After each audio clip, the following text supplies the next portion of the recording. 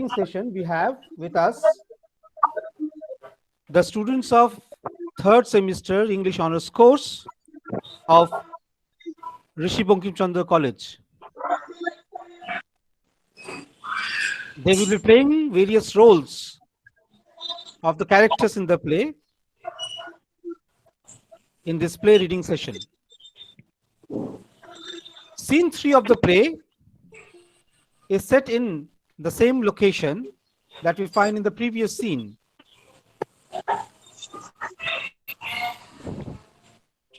The scene has been titled The Poker Night. There is a picture of Van Gogh's of a brilliant parlor at night. The kitchen now suggests that sort of lurid nocturnal brilliance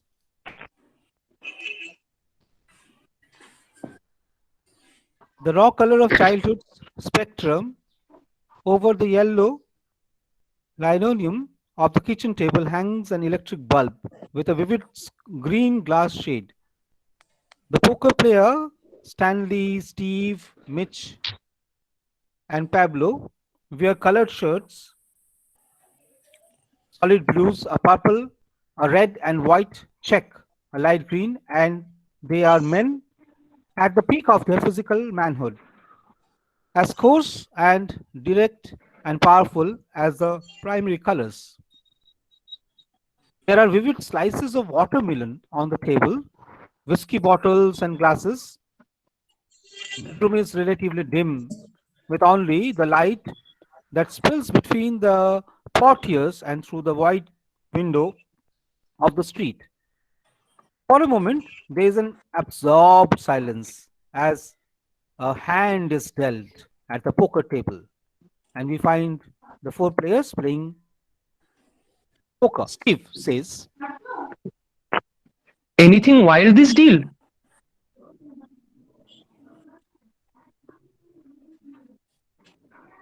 Pablo says,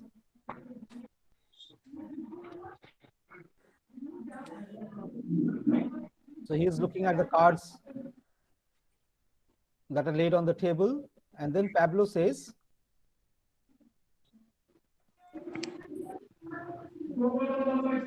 so he looks at the card and says, one-eyed jacks are wild. This Steve responds. Give me 2 cards. So Pablo responds to this, you Mitch? Then Mitch says, I'm out. Pablo says 1. Anyone want a shot? Yeah, me.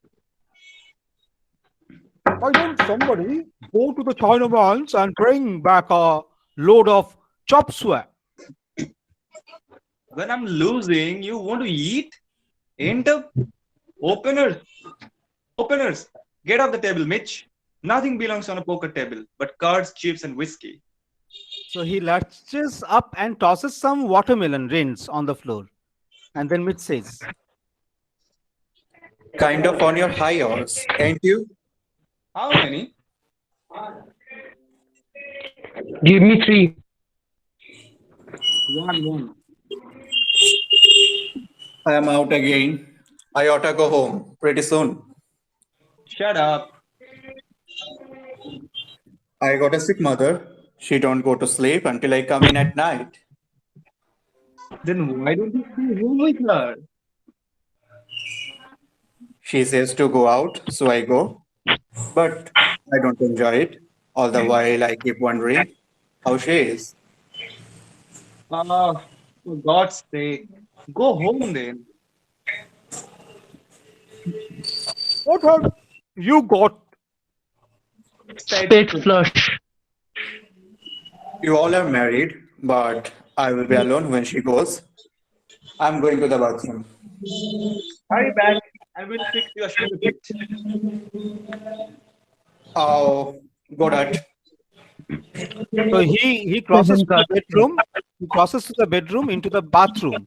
And Steve is giving a hand. Steve says, Seven got started. This Taking old his farmer is out in telling his joke as he deals, he says, This old farmer is out in back of his house, sitting down, throwing corn to the chickens, when all at once he hears a loud cackle, and this young hen comes lickety-split around the side of the house, with the rooster right behind her, and gaining on her path. Stanley is impatient with the story and says, Deal, deal. But when the rooster catches sight of the farmer throwing the corn, he puts on the brake and lets the hen get away and starts pecking corn. And the old farmer says, Lord God, I hopes I never get that hungry. Steve and Pablo starts laughing, and the sisters appear around the corner of the building. We find the sisters coming. Stella says, The game is still going on. How do I look?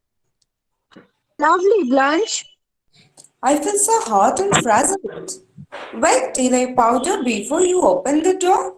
Do I look done in?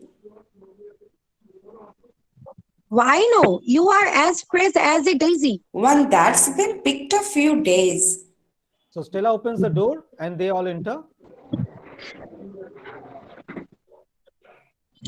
Well. I Yes, see you boys are still at it. Why you been? Blanche and I took in a shower. Blanche, this is Mr. Gonzalez and Mr. Hubble. Please don't get up. Nobody's going to get up, Nobody's so don't be worried. Nobody going to get up and don't. Now Stella says, How much longer is this game going to continue? Till we get ready to quit. Poker is so fascinating. Could I kibitz? You could not. Why don't you women go up and sit with Eunice? Because it is nearly 2:30. so Blanche crosses into the bedroom and partially closes the portieres. Says,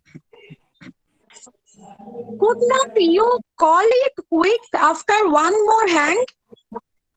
a chair scrapes. Stanley gives a loud whack of his hand on her thigh, and sharply Stella says, That's not fun, Stanley. the men laugh. Stella goes into the bedroom. It makes me so mad when he does that in front of people. I think I will bet. Again, My knots are in knots. Is the bathroom occupied? I do not know. So Blanche knocks. Mitch opens the door and comes out, still wiping his hand on a towel. Blanche says, Oh, good evening. Hello. so Mitch stares at her, and Stella says, Blanche, this is Harold Mitchell, my sister Blanche Dubious. Mitch with an How do you upward do, Miss courtesy. Joyce? How is your mother now, Mitch? About the same. Thanks. She appreciated your sending over that custard. Excuse me, please. So Mitch crosses slowly back into the kitchen, glancing back at Blanche and coughing a little shyly. He realizes he still has the towel in his hands and with an embarrassed laugh hands it to Stella. Blanche looks after him with a certain interest. Blanche says, That one seems superior to the others. Yes, he is. I thought he had a sort of sensitive look. His mother is sick. Is he married? No. Is he a wolf? Why, Blanche? I do not think he would be. What does he do?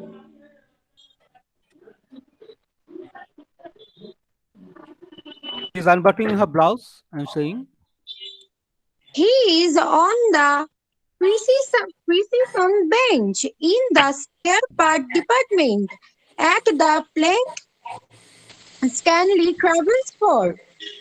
Is that something much? No, Stanley's the only one of his crowd that's likely to get anywhere. What makes you think Stanley will? Look at him. I have looked at him. Then you should know. I'm sorry, but I haven't noticed the stamp of genius even on Stanley's forehead. So she takes off the blouse and stands in her pink silk brassiere and white skirt in the light through the portieres. The game has continued in undertones, and Stella says, It is not on his forehead and it is not genius. Oh, well, what is it and where? I would like to know. It's a gripe that he has. You are standing in the light, Blanche. Oh, am I? so she moves out of the wind of the yellow streak of light. Stella has removed her dress and put on a light blue satin kimono. So Stella, with girlish laughter, says, You ought to see their wives. I can imagine. Big things, I suppose. You know that one upstairs. One time the plaster cracked.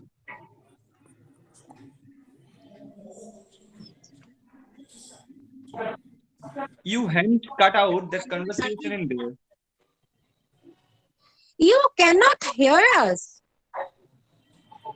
You can hear me, and I said to hush up. This is my house and I will talk as much as I want to. Stella, don't stop the door. He is half drunk. I will be out in a minute. so she goes into the bathroom. Blanche rises and crosses leisurely to a small white radio and turns it on. Stanley says, All right, Mitch, you in?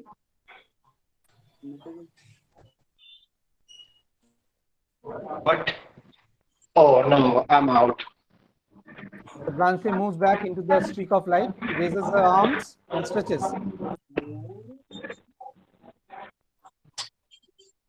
As she moves indolently back to the chair, Rumba music comes over the radio. Mitch rises at the table and Stanley says, Who turned that on in there? I did. Do you mind? Yes, turn it off.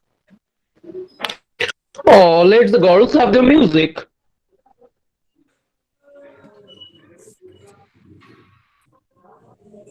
Sure, that's good.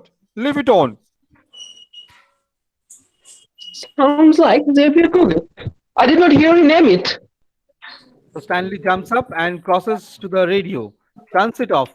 He stops short at the sight of Blanche in the chair. She turns his look without flinching. Then he sits again at the poker table. Two of the men have started arguing hotly, and Steve says, I did not hear you name it.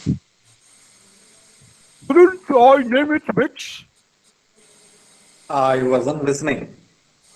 What? Where? Where are you doing then? He was looking through the dress.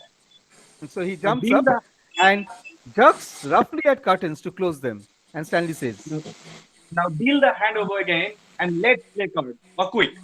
Some people get angry. and then Mitch rises as Stanley returns to his seat. And Stanley is yelling, shouting, saying, Sit down. I'm going to the head. Deal me out. Oh, sure, he's got ants now. $7 bills in his pants.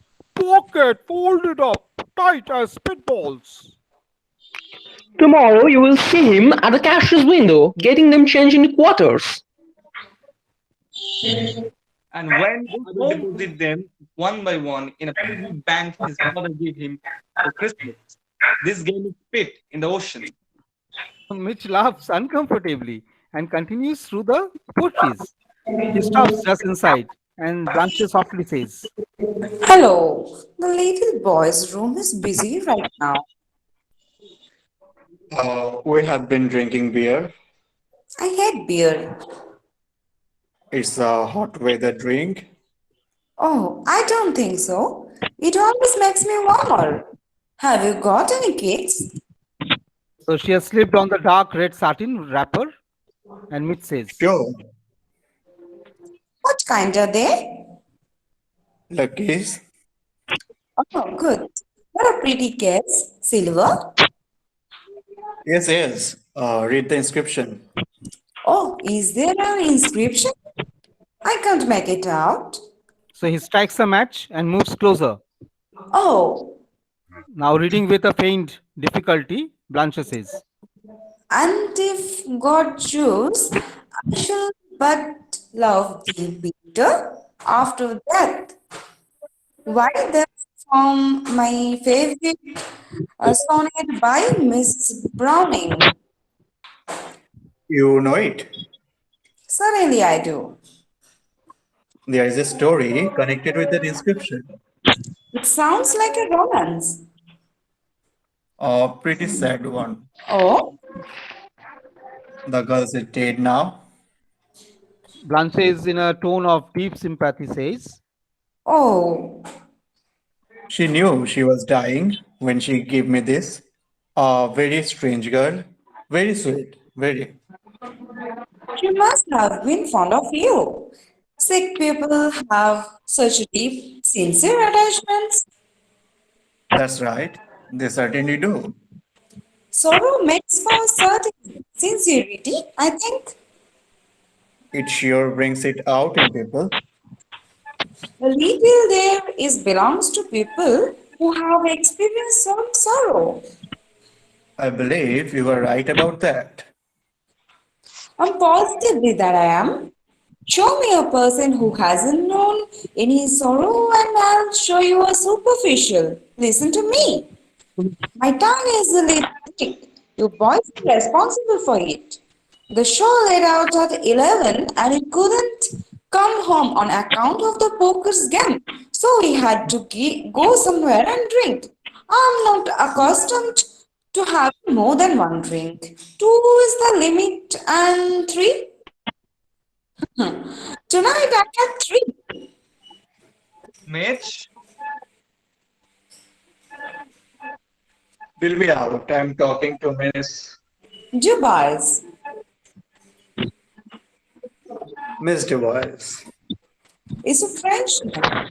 Means oats and blanche means white. So the two together means white oats, like an orchid in spring. You can remember it by that. You are French? We are French by extraction. Our first American ancestors were French Huguenots. You are still a sister, aren't you? Yes, Stella is my precious little sister. I call her little in spite of the fact she is somewhat older than I. Just slightly, less than a year. Will you do something for me? Sure. What? I bought this adorable little colored paper lantern at a Chinese shop on Bourbon. Put it over the light bulb, will you please? Be glad to. I can't stand a naked light bulb any more than I can a rude remark or a vulgar action. so Mitch is seen I adjusting guess the we lantern. strike you as being a pretty rough punch. I'm very adaptable to circumstances.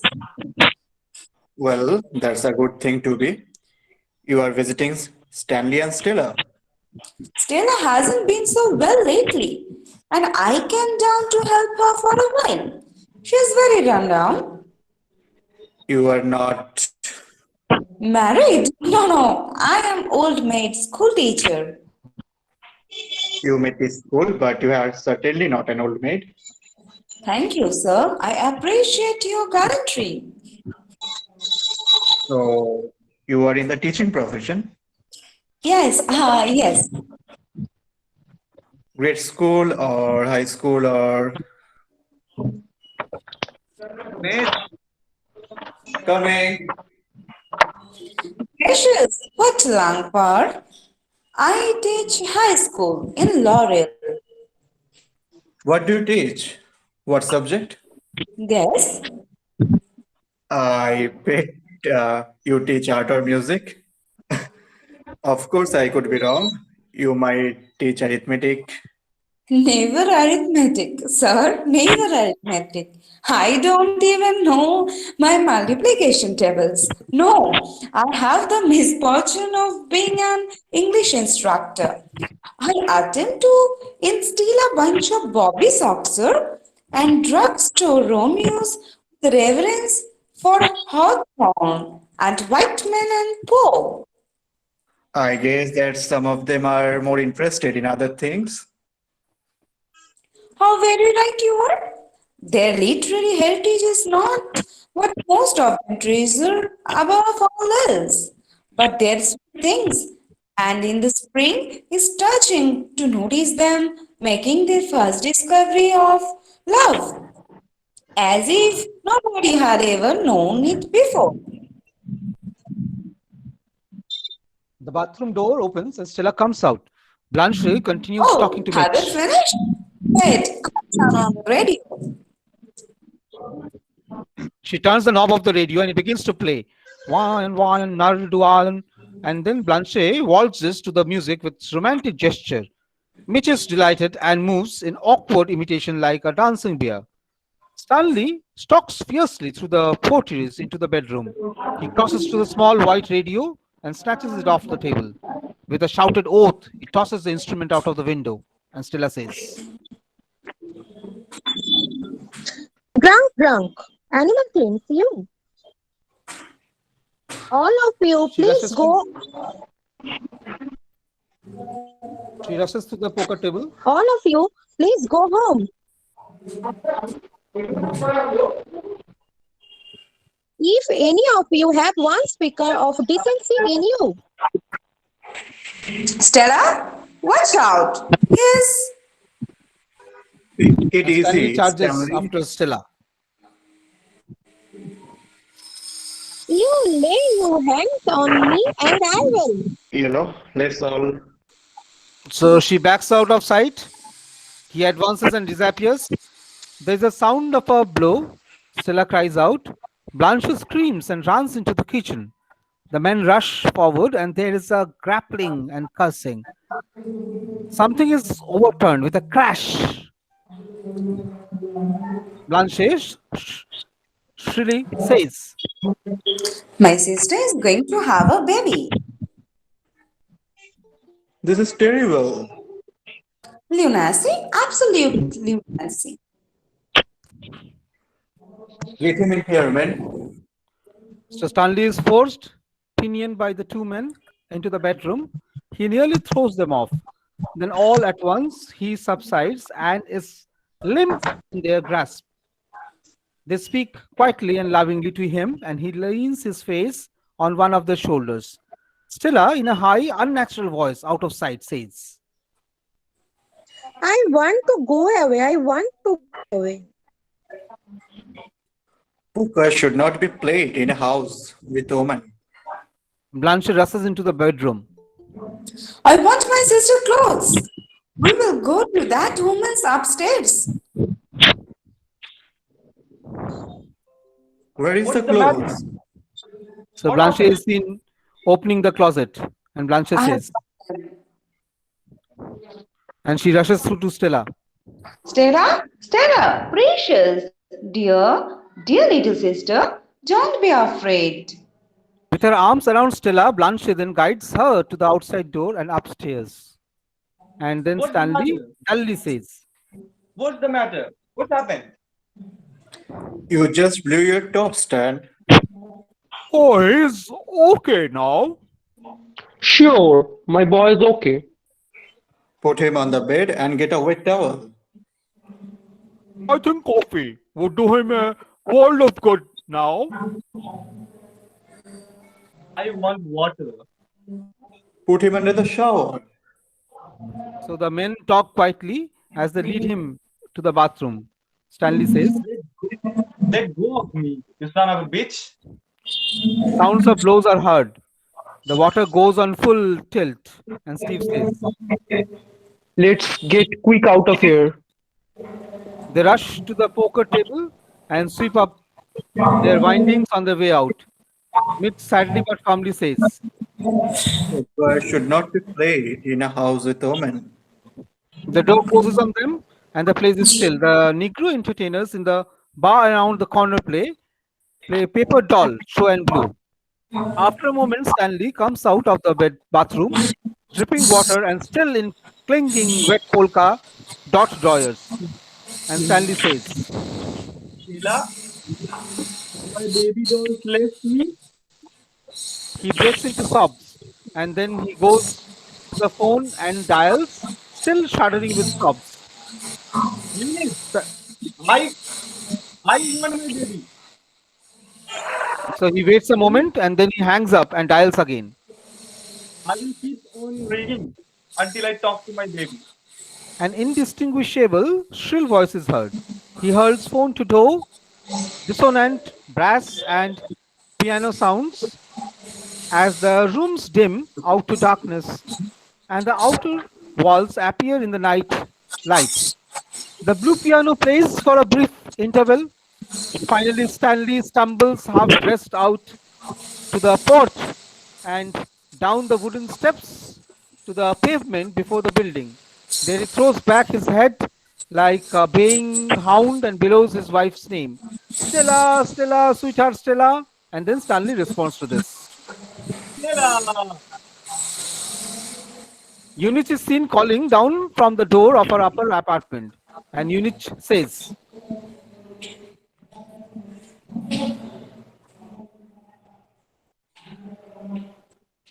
so Eunice is there on the upper floor and she is calling down from the door of our upper apartment. And Eunice says,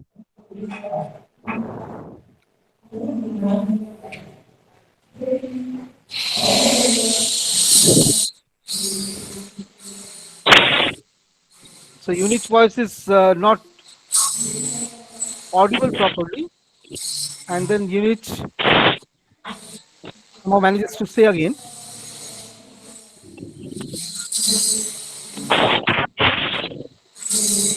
she ain't coming down, so you quit. Or you will get in the law, aren't you? Sheila,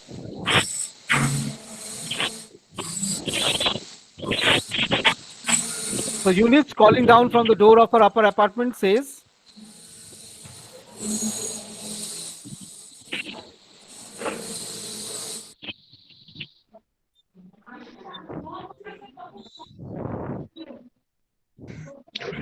so Eunice is saying, quit that howling out there and go back to bed. I want my baby down here.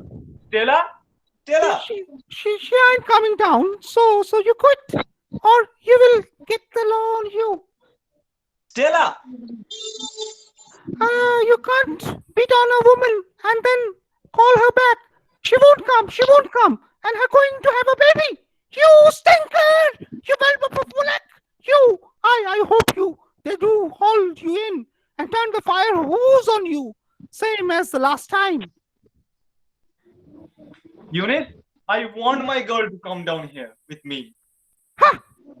So Eunice then slams the door, and Stanley, with heaven-splitting violence, says, Stella! the low tone clarinet moans. The door upstairs opens again. Stella slips down the rickety stairs in a robe. Her eyes are glistening with tears and her hair loose about her throat and shoulders. They stare at each other. Then they come together with low animal moans. He falls to his knees on the steps and presses his face to her belly, carving a little with maternity. Her eyes go blind with tenderness as she catches his head and raises him level with her. He snatches the screen door, opens and lifts her off her feet and bears her into the dark flat. Blanche comes out on the upper landing of her in her robe and slips fearfully down the steps. And Blanche says,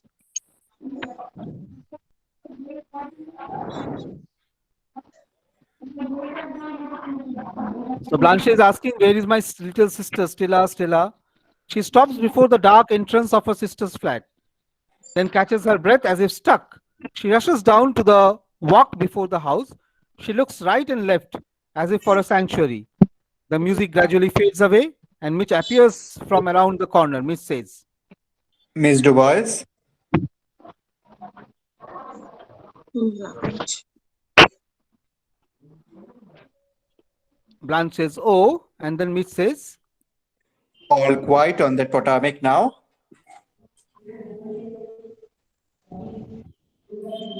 She ran downstairs and went back in there with him. Sure, she did. I'm terrified. Oh, there's nothing to be scared of. They're crazy about each other. I'm not used to such. Now, it's a shame this had to happen when you just got here, but don't take it serious. Violence is so Sit down on the steps and have a cigarette with me. properly dressed. That don't make no difference in the quarter. Such a pretty silver. I showed you the inscription, didn't I?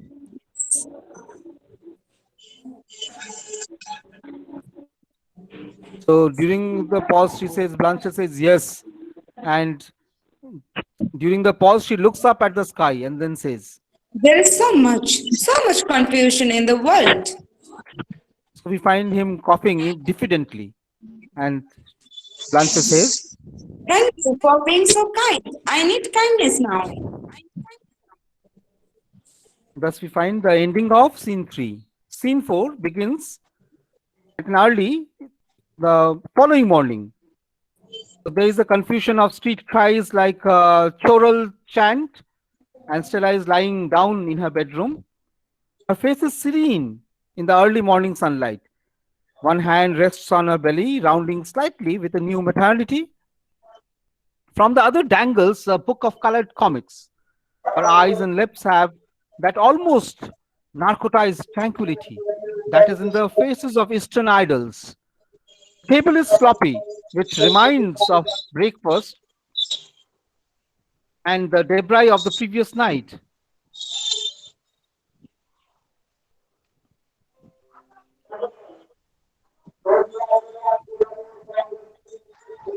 And Stella! Stanley's gaudy pajamas lie across the threshold of the bathroom. The outside door is slightly ajar on a sky of summer brilliance. And we find Blanche appearing at the door. She had spent a sleepless night, and her appearance entirely contrasts with Stella's. She presses her knuckles nervously to her lips as she looks through the door before entering, and Blanche says, Stella! "Hmm." Blanche utters a moaning cry and runs into the bedroom, throwing herself down beside Stella in a rush of hysterical tenderness. Blanche says, Baby, my baby sister! Blanche, what's the matter with you?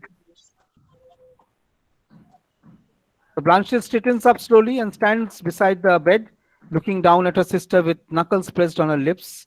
And then Blanche says, He's left? Stan, yes, Will he be back? he's gone to get a car grass. Why? Why? I have been half crazy, Stella. When I found out you'd been insane enough to come back in here after what happened, I started to rush in after you. I'm glad you did. What were you thinking of?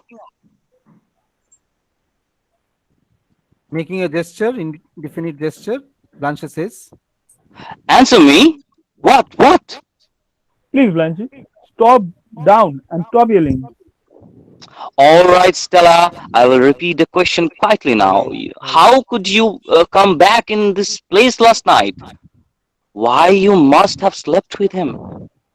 So Stella gets up in a calm and leisurely way, and Stella says, Blanche, I had forgotten how excitable you were. You were making much too much fuss about this. Am I?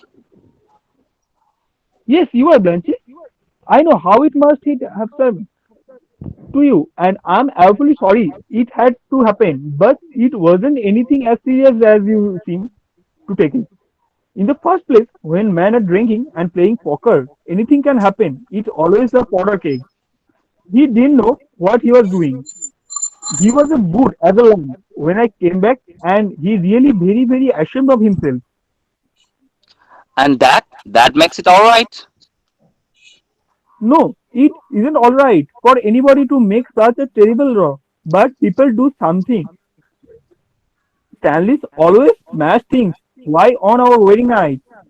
Soon as we come in here, he snatched off all my slippers and rushes about the place, Even smashing pulled all the the light bulbs with on it. my eyes. I don't mind. He would He stay did. down What? and produce, but He what's going smashed on? all the light bulbs with the heels of my See slippers. you around the balcony. And you let Going him? on the Didn't west side. run? Didn't scream? You, I was sort of trialed by it. I'm Did going to call the police. you had breakfast? Call the police. I'm going to call the police. So You Blanche said, suppose I wanted any Okay. breakfast? There's some Okay. coffee left on the stove. You are so matter of fact about it, Stella. What other can I be? He's taken the radio to get it fixed. It didn't land on the pavement, so only one tube was smashed. And you are standing there smiling? What do you want me to do? Pull yourself together and face the facts. What are they, in your opinion? In my opinion, you're married to a madam man. No. Yes, you are. Your fix is worse than mine is. Only you are not being sensible about it. I'm going to do something, get hold of myself and make myself a new life. Yes? But you have given in, and that isn't right. You are not old. You can get out. I'm not in anything. I want to get out of. What? Stella, I said I'm not in anything that I have a desire to get out of. Look at the mess in the room and these empty bottles. They went through two cases last night. He promised me this morning that he was going to quit having these poker parties, but you know how long such a promises is going to keep. Oh well, it's his pleasure, like mine is movie and drink. People have got to tolerate each other's habit, I guess. I don't understand you. Stella turns towards her. I don't understand your indifference. Is this a Chinese philosophy you have cultivated? Is what? This shuffling about the mumbling, one tube smashed, beer bottles, mess in the kitchen, as if nothing out of the ordinary has happened. Stella laughs uncertainly and picking up the broom, twirls it in her hand. Blanche says, Are you deliberately shaking that thing in my face? No. Stop it. Let go of that broom. I won't have you cleaning up for him. Then who is going to do it? Are you? I? I? No, I don't think so. Oh, let me think. If only my mind would function, we have got to get hold of some money. That's the way out. I guess that money is always nice to get hold of. Listen to me. I have an idea of some kind. now Blanche shakily she twists a cigarette into her holder. Do you remember Chef Hoddleton? And Stella shakes her head. Of course, you remember Chef Huntle. I went out with that colleague. I went out with him at college and wore his pin for a while. Well, Well, I ran into him last winter. You know, I went to Miami during the Christmas holidays. no. Well, I did. I took the trip as an investment, thinking I would meet someone with $1 million. Did you? Yes, I ran into Shep Huntley. I ran into him on Biscayne Boulevard on Christmas Eve about dusk, getting into his car, Cadillac convertible, must have been a block long. I should think it would have been inconvenient in traffic. You have heard of oil wells? Yes, remotely. He has them all over Texas. Texas is literally spouting gold in his pockets. Mine. You know how indifferent I am to money? I think of money in terms of what it does for you, but he could do it. He could certainly do it. Do what, Blanche? Why, set us up in a shop? What kind of shop? Oh, a shop of some kind. He could do it at half what his wife throws away at a races. He's married. Honey, would I be here if the man weren't married? So Stella laughs a little. Blanche suddenly springs up and crosses to the phone. She speaks shrilly. How do I get Western Union? Operator, Western Union. That's a dial phone, honey. I can't dial. I'm two. Just dial O. Oh, Yes, O for operator. Blanche considers a moment and then she puts the phone down. And Blanche says, give me a pencil. Where is a slip of paper? I've got to write it. so she's talking about the message, I mean, and she goes to the dressing table and grabs up a sheet of Kleenex and an eyebrow pencil for writing equipment. She says, Let me see now. she keeps biting the pencil and says, Darling, Shep, sister, and I in desperate situation. I beg your pardon. Sister and I in desperate situation will explain details later. Would you be interested in? she bites the pencil again and says, Would you be interested in? smashes the pencil on the table and springs up. You never get anywhere with direct appeals.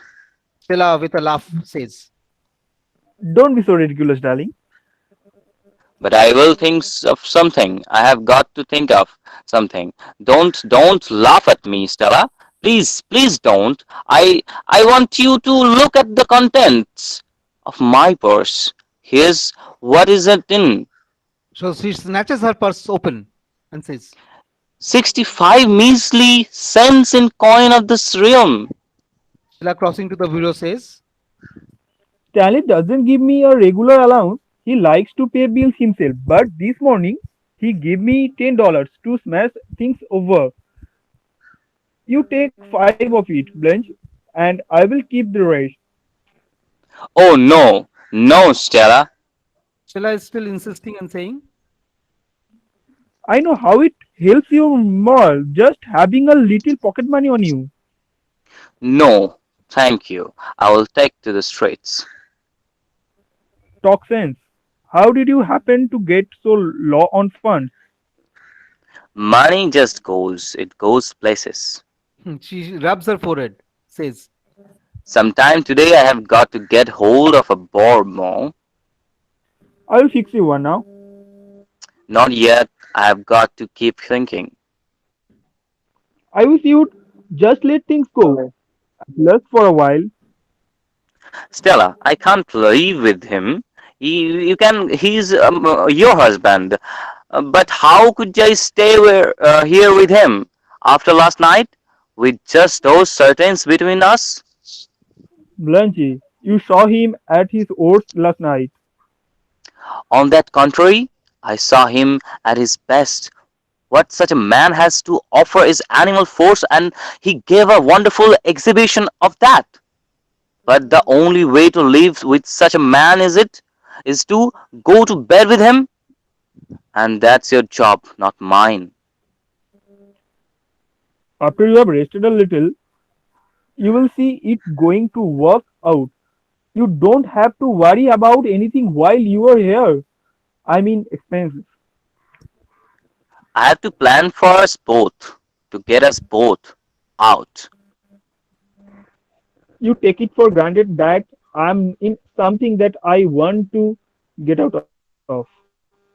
I take it for granted that you still have sufficient memory of Belle Reve to find this place and these poker players impossible to live with. Well, you are talking entirely too much for granted. I can't believe you are in earnest. No, I understand how it happened a little. You saw him in uniform, an officer, not you but. I'm not sure it would have made any difference where I saw him. Now don't say it was one of those mysterious electric things between people. If you do, I'll laugh in your face. I'm not going to show anything more at all about it. Alright, then don't. But there are things that happen between a man and a woman in dark that sort of make everything else seems unimportant. What you are talking about is brutal desire? Just desire? The name of that rattle-trap streetcar that bangs through the quarter, up an old narrow street, and down another? Haven't you ever ridden on a streetcar? It brought me here, where I'm not wanted and where I'm ashamed to be. Then do you think your superior attitude is bit out of place? I'm not being or feeling at all superior, Stella. Believe me, I'm not. It's just this. This is how I look at it. A man like that is someone to go out with once, twice, thrice times when the devil is in you, but live with, have a child by. I have told you, I love him. Then I tremble for you. I just tremble for you. I can't help you trembling if you insist on trembling. There's a pause. May I, may I speak plainly? Yes, do. Go ahead. As plainly as you want to. Outside the scene, we find a train approaching. They are all silent till the noise subsides. They are both in the bedroom. Under the cover of trains' noise, Stanley enters from outside. He stands unseen by the woman, holding some packages in his arms, and overhears their following conversation. He wears an undershirt and grease-stained seersucker pants. Blanche says, Well, if you will forgive me, he's coming. Why, yes, I suppose he is. Suppose you can't have forgotten that much of our bringing up, Stella? That you just suppose that any part of gentleman's in his nature? Don't one particle. No. Oh, if he was just ordinary, just plain, but good and wholesome, but no. There's something downing, there's something downright bestial about him. You're hating me saying this, aren't you? Go on and say to all, Blanche. He acts like an animal, has an animal's habits, eats like one, moves like one, takes like one. There's even something subhuman, something not quite to be to the stage of humanity yet. Yes, something ape-like about him, like one of those pictures I have seen in anthropological studies. Thousands and thousands of years have passed him right by, and there he is, Stanley Kowalski, survivor of the Stone Age, bearing the raw meat home from the kill in the jungle, and you here waiting for him? Maybe he'll strike you, or maybe grunt and kiss you. That is, if kisses have been discovered yet. Night falls and the other apes gather. They're in the front of the cave, all grunting like him, and swelling and gnawing and hawking his poker night. You call it. This party of apes, somebody growls, some creature snatches at something. The fight is on.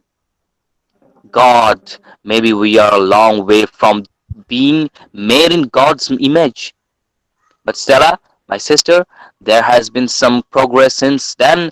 Such things as art, as poetry and music, such kinds of new light have come into the world since then. And some kinds of people, some tenderer feelings have had some little beginning that we have got to make grow and cling to and hold as our flag in this dark march toward whatever it is we're approaching. Don't hang back with the brutes. Another train passes outside. Stanley hesitates, licking his lips. Then suddenly he turns stealthily about the withdrawals and withdraws through the front door. The women are still unaware of his presence. When the train has passed, he calls through the closed front door. And Stanley, Hey, whispers. hey, Stella. Stella, Stanley, who has listened gravely to Blanche, says, Stanley, Stella, I. but Stella has gone to the front door. Stanley enters casually with his packages, and Stanley says, Yo, Stella, Blanche back? yes, he's back. Yo, Blanche, he grins at her. Stella says, You must have got under the car. them darn mechanics at Freights don't know their ass from hey. Stella has embraced him with both arms, fiercely and full in the view of Blanche. He laughs and claps her head to him. Over her head, he grins through the curtain at Blanche. As the lights fade away with a lingering brightness on the embrace, the music of old piano and the trumpet and drums is heard from the backyard. End of the scene 4, and now we have scene 5. The scene 5 is set in the same location. Blanche is seen seated in the bedroom, fanning herself with a palm leaf. As she reads over a just completed letter, suddenly she bursts into a peal of laughter. Stella is dressing in the bedroom. Stella says, What are you laughing at, honey?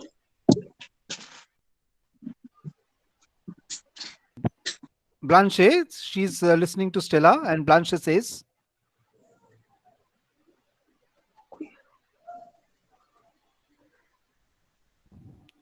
so Blanche is in the room and she's busy with herself, somewhat not properly listening to what Stella has said. And then Blanche says, myself for being such a liar. I'm writing a letter to Shep. So she picks up the letter. Darling Shep, I'm spending the summer on the wing, making flying visits here and there. And who knows, perhaps I shall take a sudden notion to sweep down on Dallas.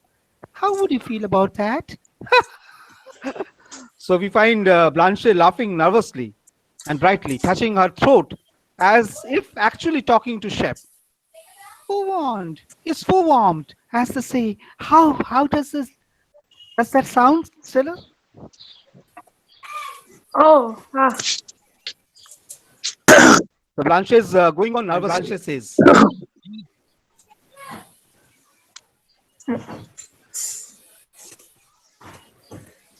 so in this scene, we find Blanche is a bit nervous and going on nervously. Blanche says, most of my sister's friends go north in the summer, but some have homes on the Gulf, and there has been a continued rounds of entertainment, teas, cocktails, and luncheons. So our disturbance is heard upstairs in the Hubble's apartment, and we find Stella saying, Amy seems to be having some trouble with Steve. and we can hear Eunice's voice shouting in terrible wrath. Eunice says, I heard about you and that blonde. That's a damn lie. You ain't pulling the wool over my eyes. I don't mind if you'd stay down at the Four Deuces, but you always going up. Who ever seen me up? I seen you chasing her around the balcony. I'm gonna call the vice squad. Do that to me. At me. So Eunice You is speaking. hit me? I am gonna call the police. A clatter of aluminium striking a wall is heard, followed by a man's angry roar, shouts, and overturned furniture. There's a crash, then a relative hush, and Blanche brightly says,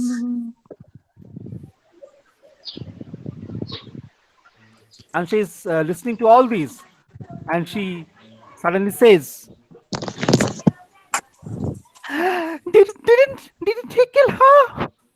Eunice appears on the steps in a demonic order, and Stella says, No, she's coming downstairs. Call the police. I am going to call the police. So she rushes around the corner. They laugh lightly. Stanley comes around the corner in his green and scarlet silk bowling shirt. He trots up the steps and bangs into the kitchen.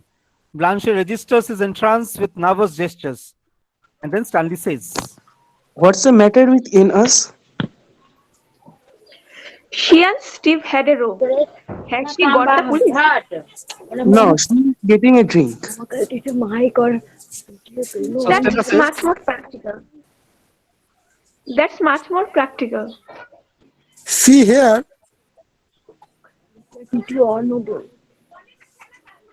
So Steve comes down nursing a bruise on his forehead and looks in the door. And Steve says, That ratting hunk. he looks around the corner a bit timidly, then turns with affected boldness and runs after her. Blanche says, I must write that in my notebook. I am completing a notebook.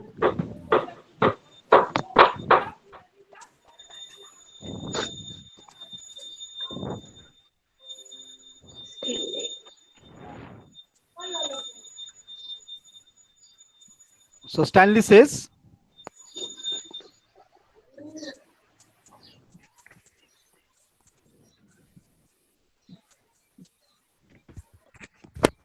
so Stanley is there on the stage and Stanley says,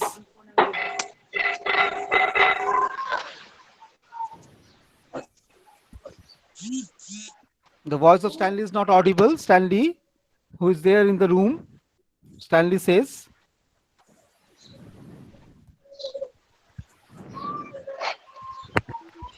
that you won't, yeah, Stanley is talking about his, so he says, you won't pick up nothing here, you aren't heard before. And then Blanche says,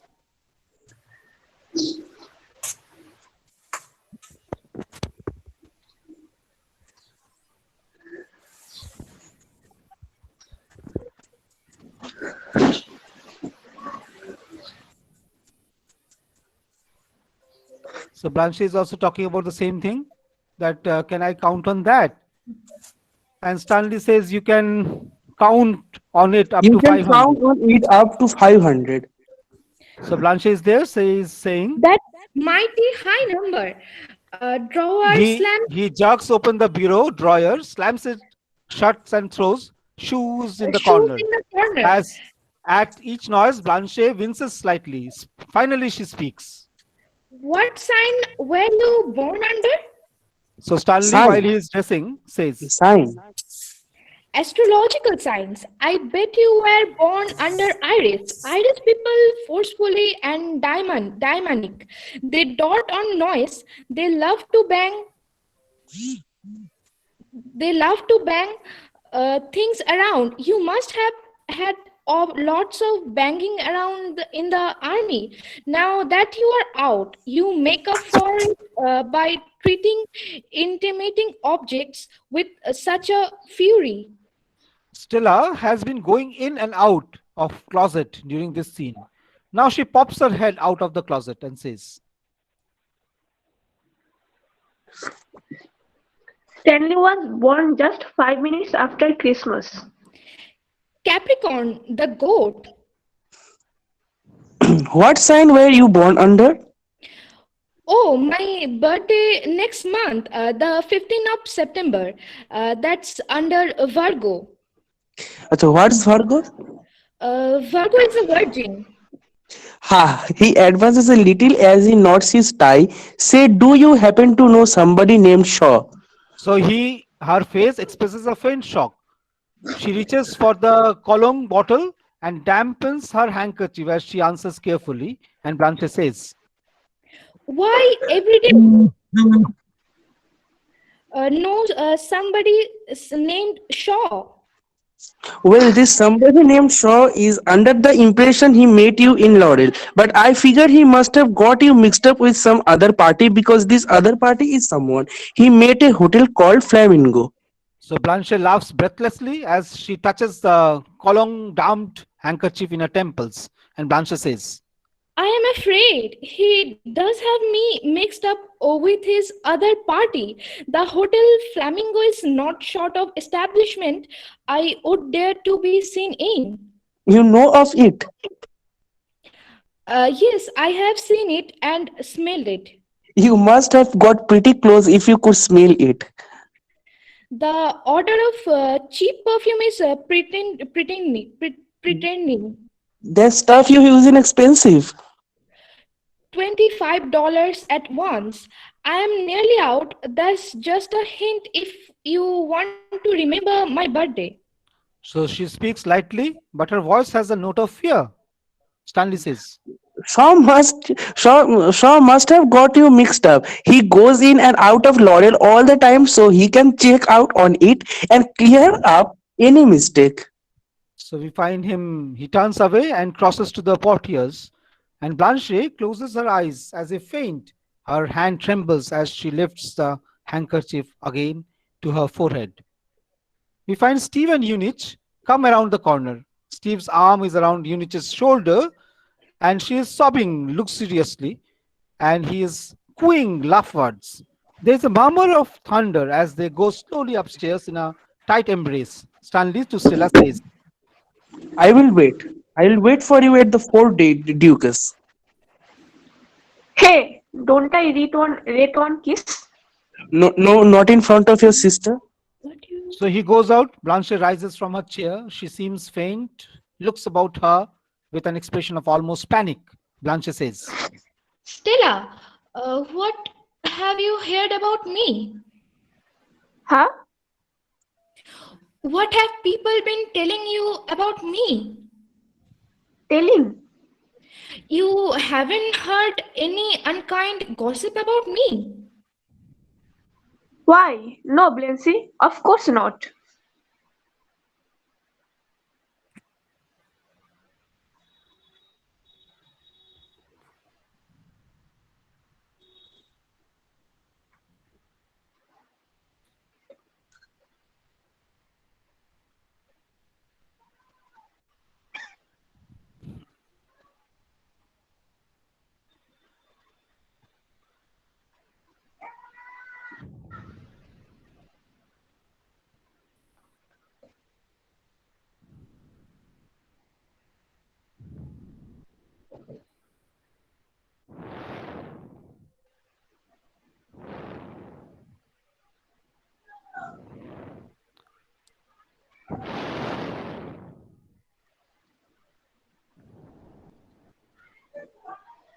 so Blanche is there and she, after thinking for a lot of time, says, honey, there was a good deal of talk in Laurel. And Stella says, About you, Blancy? Blanche says, I wasn't so good the last 2 years or so after Belle Reve have started to slip through my fingers. All of us do things we. I never was hard or self-sufficient enough. When people are soft people have got to shimmer and glow. They have got to put on soft colors, the colors of butterfly wings, and put a paper Latin over the light.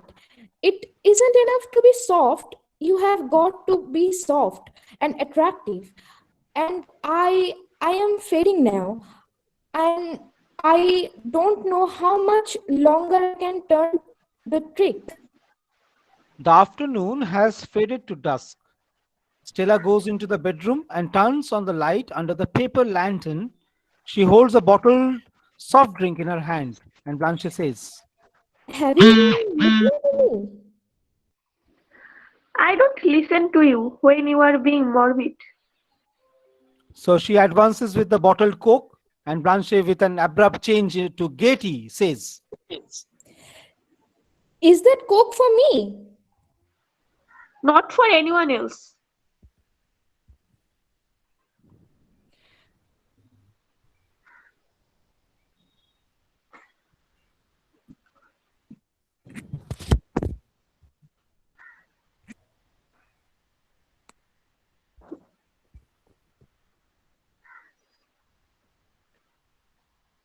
Blanche says,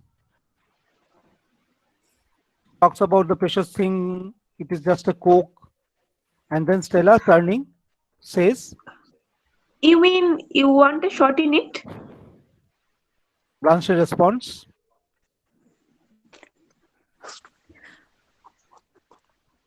she says that, well, honey, a shot never does a Coke any harm. You mustn't wait for me.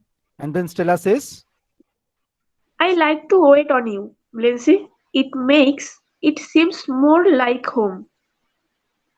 so she goes into the kitchen, finds a glass, and pours a shot of whiskey into it. So we find that Blanche is coming again and saying that she has to admit that she loves and she has to wait on. So Blanche says,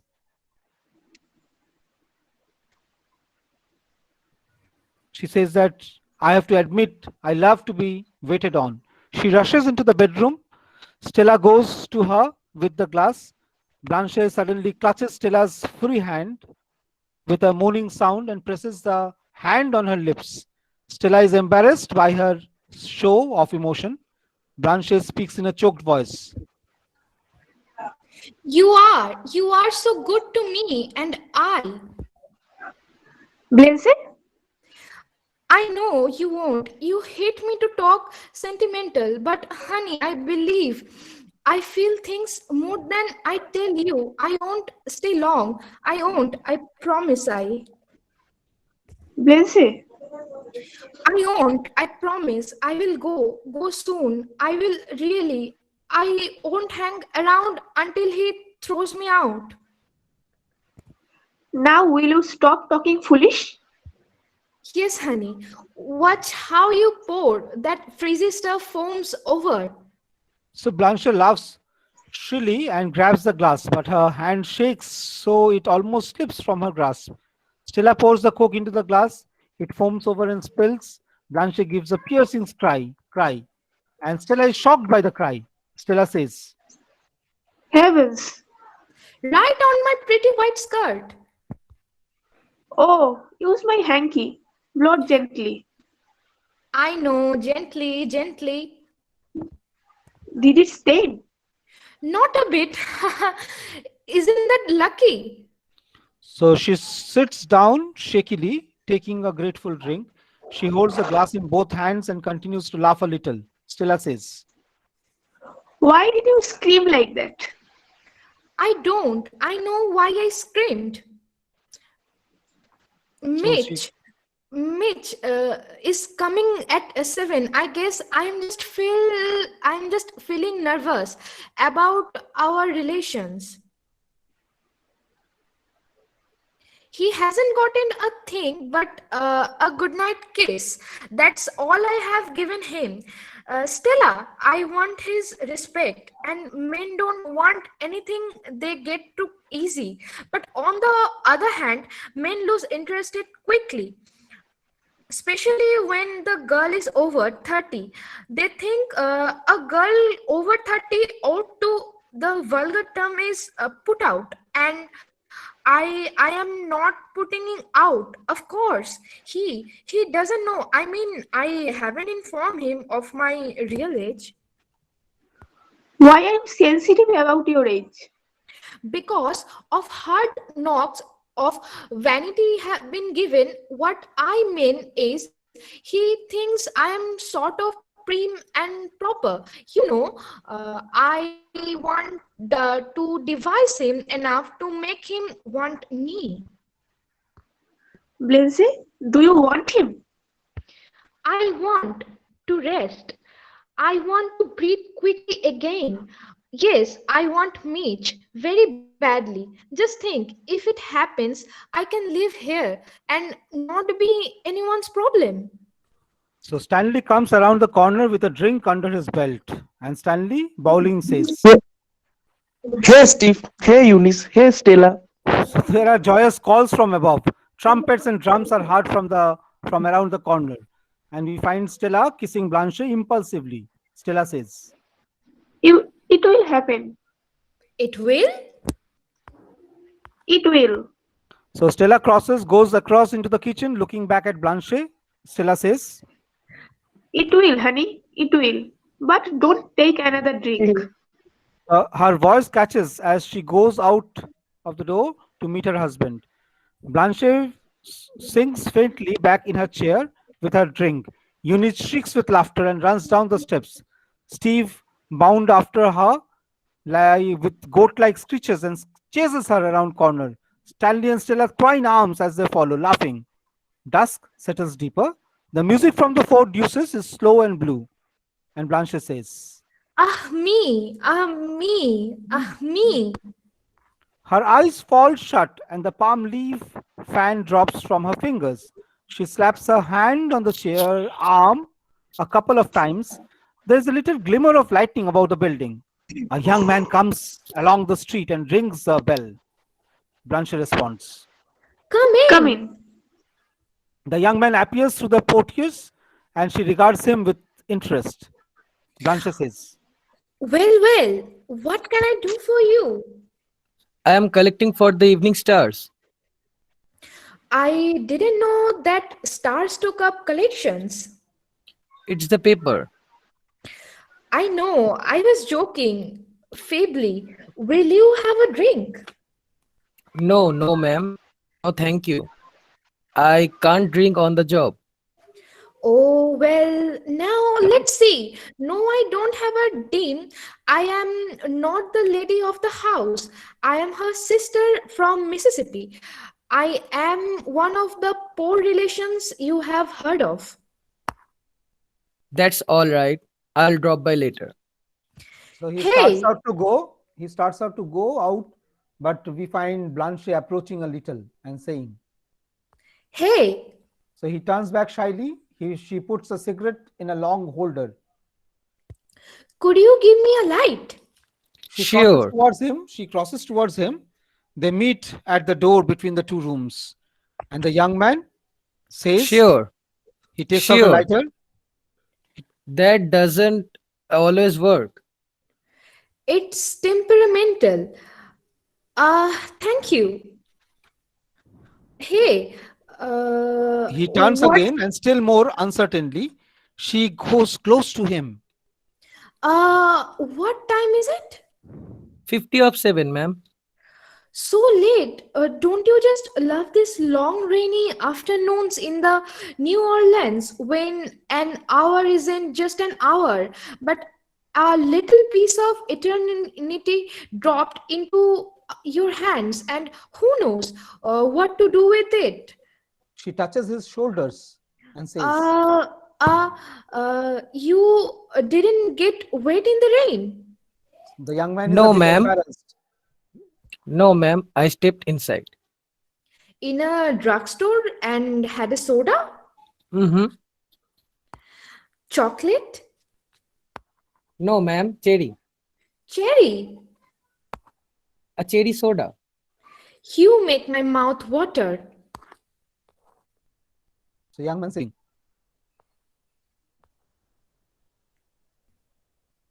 Blanche responds to this, cherry. The young man says, Well, I would better be going.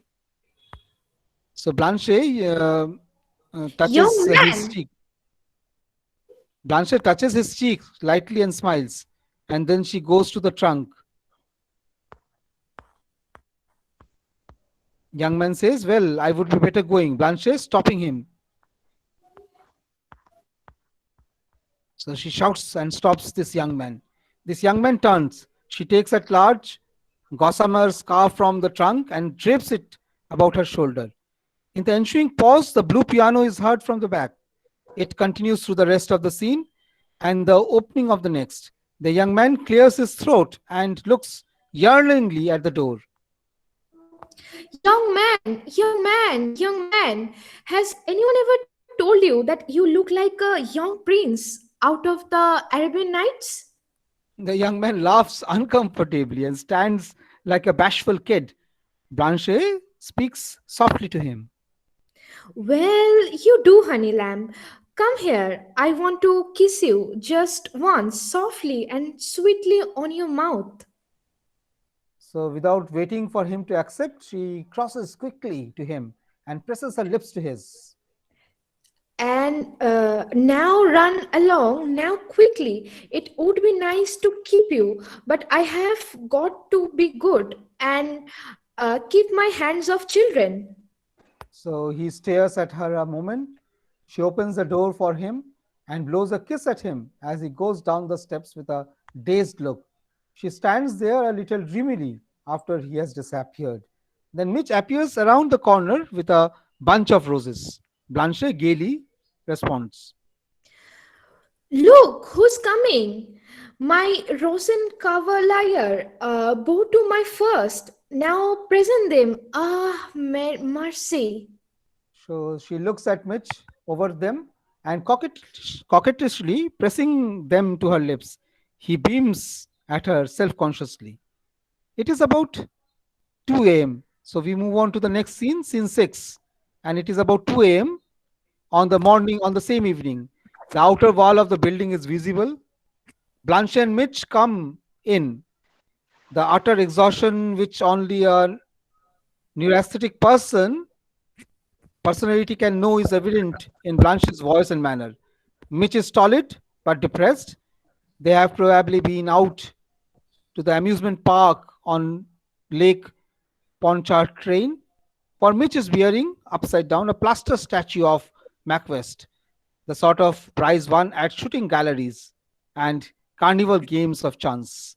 And we find Blanche stopping lifelessly at the steps. Blanche says, Well,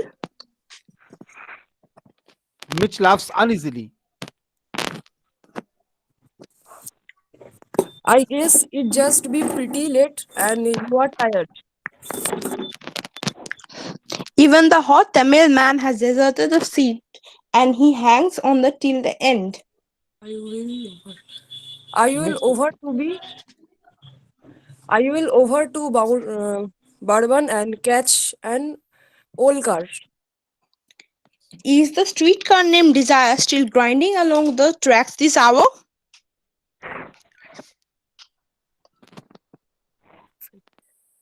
I'm Mitch says, afraid you haven't gotten much fun of out this evening, Belenji.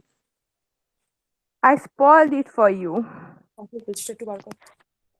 No, you don't. But I feel all time that I was given you much entertainment. I simply couldn't rise to the occasion. That was all.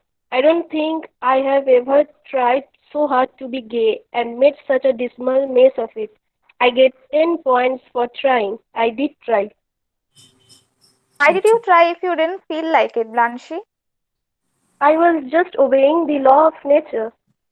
Which law is that? The one that says the lady must entertain the gentleman or no dice. See if you can locate my door key in this purse. When I am so tired, my fingers are all thumbs. This it? so Mitch is rooting in her purse and then says, This Mitch it? says, This No, it? honey. That's the key to my trunk, which I must soon be packing.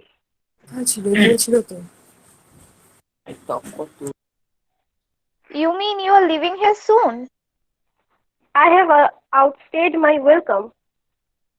This it?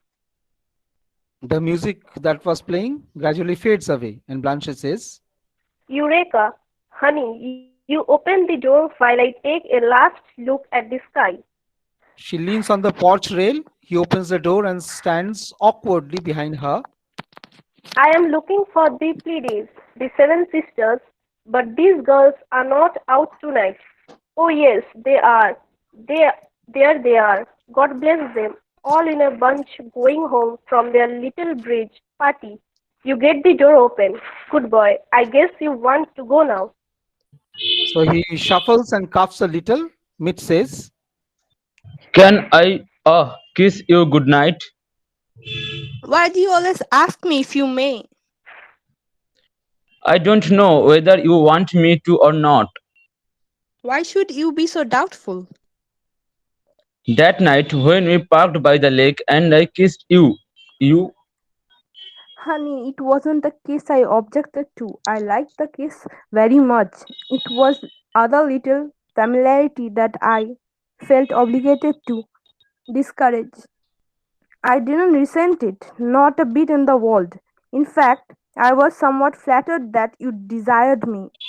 But honey, you know as well I do that a girl alone in the world has to keep a firm hold on her emotions or she will be lost. lost? I guess you are used to girls that like to be lost, the kind that get lost immediately on the first date. I like you to be exactly the way that you are because in all my experience I have never known anyone like you.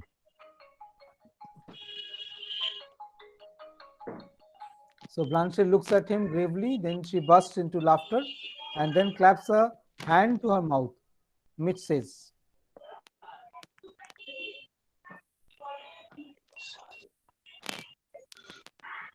Are you laughing at me? No, honey. The lord and the lady of the house have not yet returned, so come in. We will have a nightcap. Let's leave the lights off, shall we? You just do what you want to. So Blanche precedes him into the kitchen. The outer wall of the building disappears and the interiors of the two rooms can be dimly seen. Blanche, remaining in the first room, says, The other room's more comfortable. Go on in. This crashing around in the dark is my search for some liquor. You want a drink? I want you to have a drink. You have been so anxious and so solemn all evening that so I. We have both been anxious and solemn, and now for these few last remaining moments of our lives together, I want to create joie de vivre. I am lighting a candle. That's good. We are going to be very bohemian. We are going to pretend that we are sitting in a little artist cafe on the little bank of Paris. She lights a candle stub and puts it in a bottle. Je suis la dame aux camélias vos est amende. Understand French? No, I. Vaules vos couches avec moi ce soir. Vos ne comprenez pas. Ah, quel dommage. I mean, it's a damn good thing. I have found some liquor just enough for 2 shots without any dividends, honey. That's good. So she enters the bedroom with the drinks and the candle. Blanche says, Sit down. Why don't you take off your coat and loosen your collar? I better leave it on. No, I want you to be comfortable. I'm ashamed of the way I perspire. My shirt is sticking to me. Perspiration is healthy. If people didn't perspire, they would die in 5 minutes. So she takes Milche's coat from him and then says, This is a nice coat. What kind of material is it? They call that stuff alpaca. Oh, alpaca. It's very lightweight alpaca. Oh, lightweight alpaca. I don't like to wear a washcloth even in summer because I sweat through it. Oh. And I don't look neat on me A man with a heavy build has got to be careful of what he puts on him so he don't look too clumsy. You are not too heavy. You don't think I am? You are not the delicate type. You have a massive bone structure and a very imposing physique. You think last Christmas I was given a membership to the new Oracle Athletic Club? Oh, good. It was the finest person I ever was given. I was work out there with the weights and I swim and I keep myself fit. When I started there, I was getting soft in the belly, but now my belly is hard. It is so hard now that a man can punch me in the belly and I don't hurt me. Punch me. Go on. See. She pokes, Gracious. she pokes at him lightly, and her hand touches her chest. Guess how much I weighed, Belenchi? Oh, I would say a density of 180. Guess again. Not that much. No, more. Well, you are a tall man and you can carry a good deal of weight without looking awkward. I weigh 207 pounds and I'm 6 feet 1 and 1/2 inches tall in my bare feet without shoes on. And that is what I weigh stripped. Oh my goodness me, I was awe-inspiring. My weight is not a very interesting subject to talk about. What's yours? My weight? Yes. Yes? Let me lift you. Samson, go on, lift me. So Mitch comes behind her and puts his hand on her waist and raises her lightly off the ground, and then says, Well, You are light as a feather. Haha. You may release me now. Who? he lowers her but keeps his hand on her waist. Blanche speaks with an affection of demureness and says, I said, unhand me, sir. Now, Mitch, just because Stanley and Stella aren't at home is no reason why you shouldn't behave like a gentleman. Just give me a slap whenever I step out of bounds. That won't be necessary. You are a natural gentleman, one of the very few that are left in the world. I don't want you to think that I am severe and old maid school teacherish or anything like that. It's just, well, Who? I guess it is just that I have old-fashioned ideas. She rolls her eyes, knowing he cannot see her face. Mitch goes to the front door. There is a considerable silence between them. Blanche sighs and Mitch coughs self-consciously. And Mitch finally says, Where's Stanley and Stella tonight? They have gone out with Mr. and Mrs. Hubble upstairs. Where did they go? I think they were planning to go to a midnight preview at Louis State.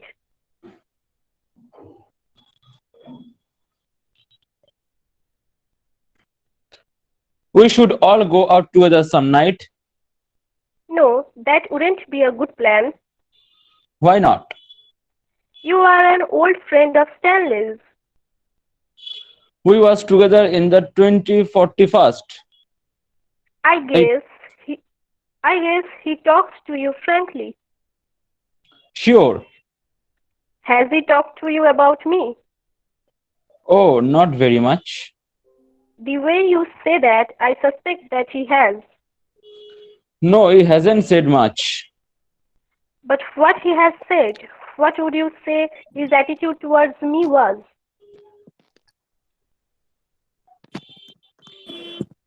Why do you want to ask that? well, Don't you get along with him? what do you think? I don't think he understand you. That is putting it mildly. If it weren't for Stella about to have a baby, I won't be able to endure things here.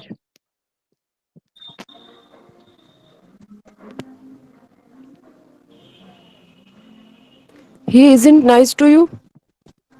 He is insufferably rude, goes out of his way to offend me. In what way, Balanchi?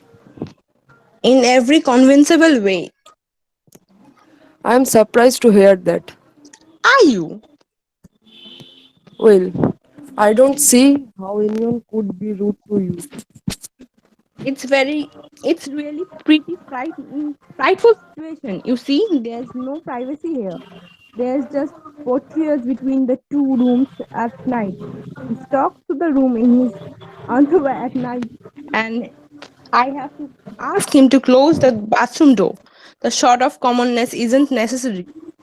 You probably wonder why I don't move out. Well, I will tell you frankly, a teacher's salary is barely sufficient for all living expenses. I don't save a penny last year, and so I had to come here for summer. That's why I have to put up with my sister's husband, and he has to put up with me. Apparently so, against his wishes. Surely he must have told you how much he hates me. I don't that he hates you.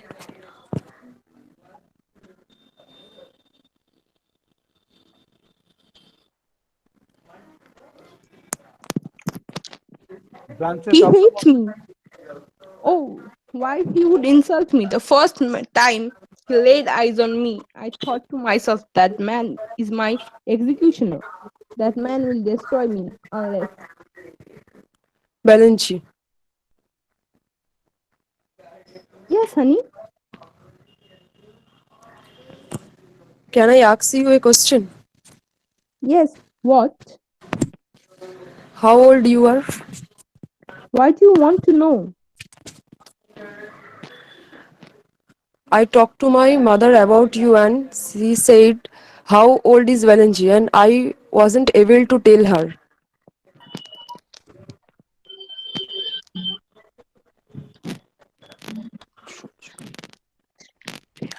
You talked to your mother about me? Yes, Why? I told my mother how nice you are and I liked you. Were you sincere about that? You know I was. Why did your mother want to know my age? Mother is sick. I'm sorry to hear that badly. She won't live long, maybe just a few months. Oh, She worries because I am not settled. oh, She wants me to be settled down before she.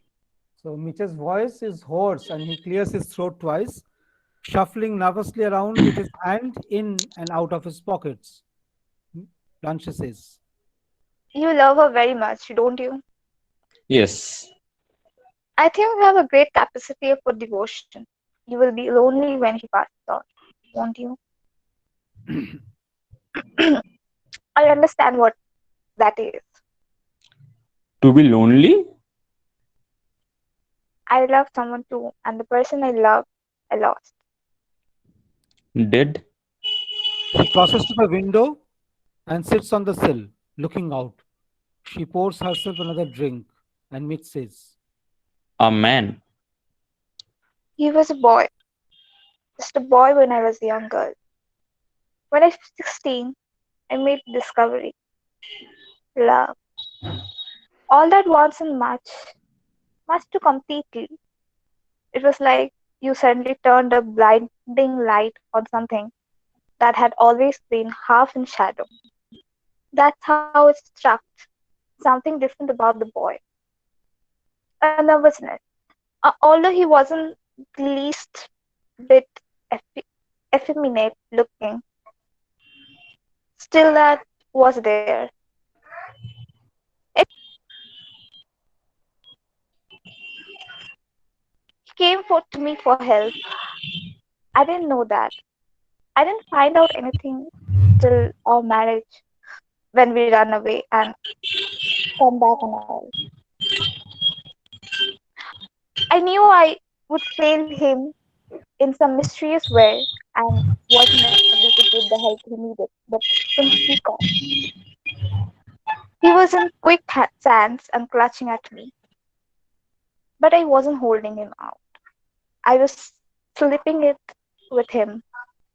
I didn't know I didn't know anything except I loved him incurably, but without being able to help him or his mom.